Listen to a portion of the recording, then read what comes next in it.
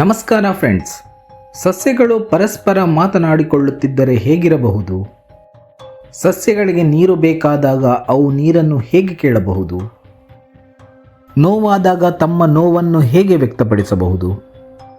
ಅಥವಾ ಒತ್ತಡದಲ್ಲಿದ್ದಾಗ ಅವುಗಳು ಸಹಾಯಕ್ಕಾಗಿ ಏನು ಮಾಡುತ್ತವೆ?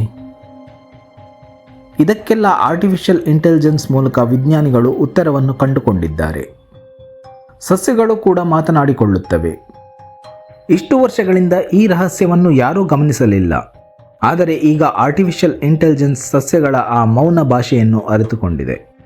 ಹಾಗಾದರೆ ಸಸ್ಯಗಳು ಯಾವ ರೀತಿ ಮಾತನಾಡುತ್ತವೆ?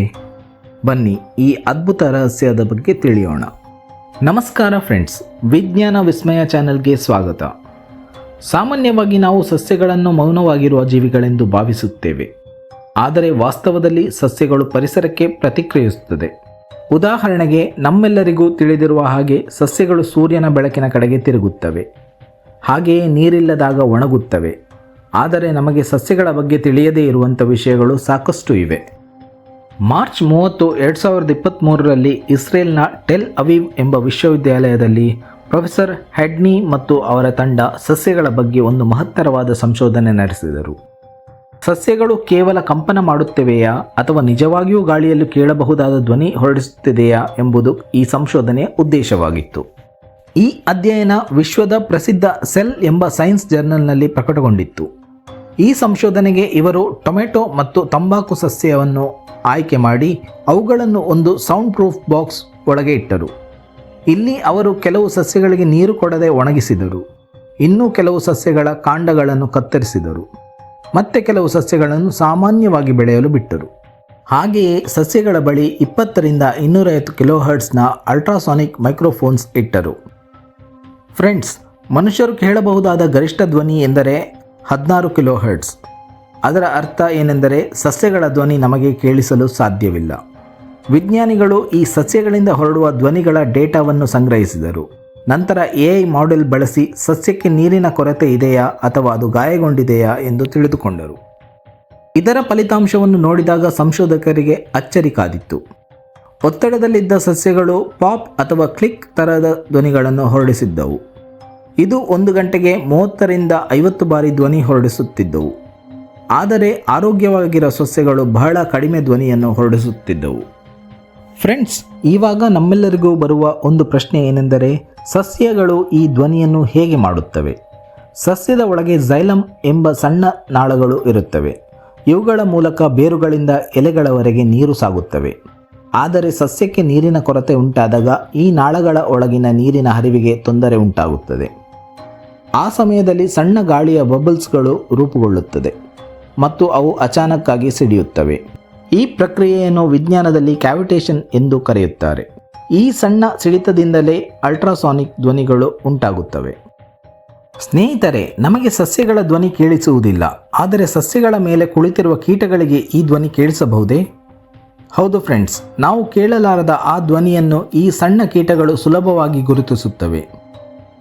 ಇದರ ಬಗ್ಗೆ ತಿಳಿದುಕೊಳ್ಳಲು ವಿಜ್ಞಾನಿಗಳು 2025ರಲ್ಲಿ ಇಸ್ರೇಲ್ ದೇಶದ ಟೆಲ್ ಅವೀವ್ ಯೂನಿವರ್ಸಿಟಿಯಲ್ಲಿ ಪ್ರೊಫೆಸರ್ ಯೋಶಿ ಯೋವೆಲ್ ಮತ್ತು ಪ್ರೊಫೆಸರ್ ಲಿಯಾಶ್ ಹ್ಯಾಡ್ನಿ ಎಂಬ ವಿಜ್ಞಾನಿಗಳು ಸಸ್ಯ ಮತ್ತು ಪ್ರಾಣಿಗಳ ನಡುವೆ ಧ್ವನಿ ಆಧಾರಿತ ಸಂವಹನದ ಬಗ್ಗೆ ಸಂಶೋಧನೆ ನಡೆಸಿದರು. ಸಸ್ಯಕ್ಕೆ ನೀರಿನ ಕೊರತೆ ಅಥವಾ ಹಾನಿಯಾಗಿದ್ದರೆ ಅದು ಸ್ಟ್ರೆಸ್ನಲ್ಲಿ ಇರುತ್ತದೆ. ಆ ಸಮಯದಲ್ಲಿ ಸಸ್ಯಗಳು ವಿಶೇಷವಾದ ಅಲ್ಟ್ರಾಸಾನಿಕ್ ಸಿಗ್ನಲ್ಸ್ಗಳನ್ನು ಹೊರಬಿಡುತ್ತವೆ. ಅದನ್ನು ತಿಳಿದ ಕೀಟಗಳು, ಉದಾಹರಣೆಗೆ ಮಾತ್ಗಳು, ಆ ಸಸ್ಯಗಳ ಮೇಲೆ ಮೊಟ್ಟೆ ಇಡುವುದನ್ನು ತಪ್ಪಿಸುತ್ತವೆ. ಏಕೆಂದರೆ ಒತ್ತಡದಲ್ಲಿರುವ ಅಥವಾ ದುರ್ಬಲ ಸಸ್ಯಗಳಲ್ಲಿ ಅವುಗಳ ಮರಿಗಳು ಸರಿಯಾಗಿ ಬೆಳೆಯಲು ಸಾಧ್ಯವಿಲ್ಲ ಎಂದು ಅವು ಭಾವಿಸುತ್ತವೆ. ಪ್ರಕೃತಿ ಎಷ್ಟು ಅದ್ಭುತ ಎಂದರೆ ಇಲ್ಲಿ ಕೇವಲ ಧ್ವನಿಯ ಮೂಲಕವೇ ಒಂದು ಅಚ್ಚರಿಯ ಸಂವಹನ ನಡೆಯುತ್ತದೆ. ಸ್ನೇಹಿತರೆ, ನೀವು ಯಾವಾಗಲಾದರೂ ಯೋಚಿಸಿದ್ದೀರಾ, ಕೀಟಗಳು ಸಸ್ಯವನ್ನು ಕಚ್ಚಿದಾಗ ಸಸ್ಯಕ್ಕೆ ಹೇಗೆ ಗೊತ್ತಾಗುತ್ತದೆ?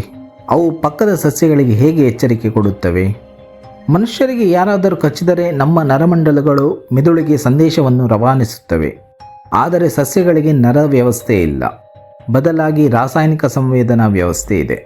ಒಂದು ಕೀಟ ಗಿಡಕ್ಕೆ ಕಚ್ಚಿದ ತಕ್ಷಣ ಅದರ ಕೋಶಗಳು ಹಾನಿಗೊಳಗಾಗುತ್ತವೆ. ಕ್ಯಾಲ್ಸಿಯಂ ಅಯಾನ್ಗಳು ಹರಡುತ್ತವೆ. ಎಲೆಕ್ಟ್ರಿಕಲ್ ಸಿಗ್ನಲ್ಗಳು ಹರಿದಾಡುತ್ತವೆ. ತಕ್ಷಣ ವಾಲಟೈಲ್ ಆರ್ಗ್ಯಾನಿಕ್ ಕಾಂಪೌಂಡ್ ಎಂಬ ರಾಸಾಯನಿಕವನ್ನು ಬಿಡುಗಡೆ ಮಾಡುತ್ತದೆ. ಇವು ಗಾಳಿಯಲ್ಲಿ ಹಾರಾಡುವ ವಾಸನೆಯುಳ್ಳ ರಾಸಾಯನಿಕಗಳು. ಈ ರಾಸಾಯನಿಕದಿಂದ ಎಲೆಗಳಲ್ಲಿ ಕಹಿ ಮತ್ತು ವಿಷಕಾರಿ ಪದಾರ್ಥ ಹೆಚ್ಚುತ್ತದೆ. ಇದರಿಂದ ಕೀಟಗಳಿಗೆ ಸಸ್ಯವನ್ನು ತಿನ್ನಲು ಇಷ್ಟವಾಗುವುದಿಲ್ಲ. ಹಾಗೆಯೇ ಪಕ್ಕದ ಸಸ್ಯಗಳಿಗೆ ಇದೊಂದು ಎಚ್ಚರಿಕೆ ಗಂಟೆಯಾಗಿರುತ್ತದೆ. ಪಕ್ಕದ ಸಸ್ಯ ಮೊದಲೇ ರಕ್ಷಣೆಗೆ ಸಿದ್ಧವಾಗಿರುತ್ತದೆ. ಸ್ನೇಹಿತರೆ, ಈ ತಂತ್ರಜ್ಞಾನ ಭವಿಷ್ಯದ ಕೃಷಿಯನ್ನು ಸಂಪೂರ್ಣವಾಗಿ ಬದಲಾಯಿಸಬಹುದು.